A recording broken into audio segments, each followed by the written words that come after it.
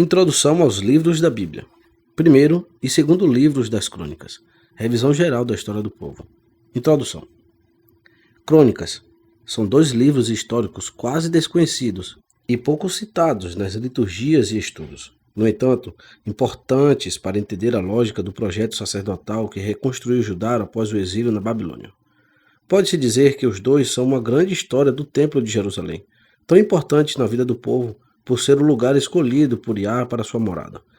Fazendo uma releitura histórica, apontam para as dificuldades do presente e as esperanças futuras.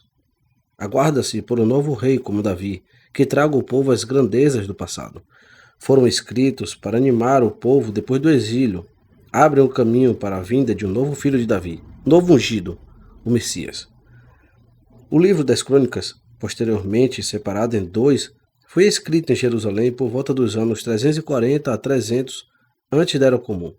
Sua proposta histórica e sua teologia são de cunho sacerdotal, voltadas para a perenidade do culto e o poder religioso exercido por sacerdotes e levitas. É a época do domínio persa. A comunidade judaica perdeu sua autonomia política. Não existem mais reis. Desapareceram os profetas. O sumo sacerdote, sendo o último ungido, vai ocupar o posto central na vida religiosa e política de Judá. Mas até mesmo este sumo sacerdote está submisso ao poder de um rei estrangeiro. Dessa forma, a liturgia no templo, as festas religiosas e as romarias começam a assumir forte conotação política. São sinais de esperança para o povo. Enquanto houver culto, existirá a esperança de uma futura liberdade política. Buscando limitar tal esperança, os sacerdotes levam o povo a olhar para um passado idealizado, para a época gloriosa de Davi e Salomão.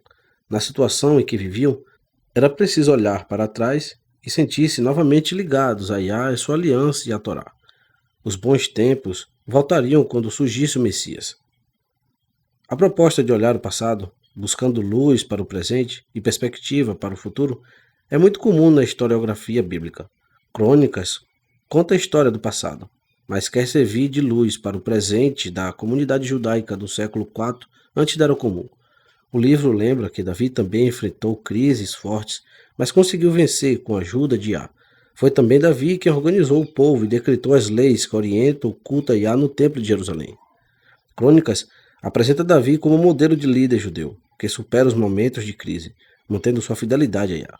Ao construir um relato idealizado da caminhada histórica do povo, Crônicas esquece e omite totalmente os erros do passado, inclusive do rei Davi, que é apresentado com o nome perfeito e santo. Ele é o rei, segundo o coração de Iá, e que faz tudo dentro dos planos de Iá. Também Salomão é elogiado como o grande construtor do templo, mas a sua sabedoria consiste em executar todas as ordens deixadas por Davi. Narra-se a inauguração do templo como o verdadeiro centro da vida nacional e religiosa, lugar em que o céu toca a terra, imagem visível da casa celeste, presença de Iá no meio do povo.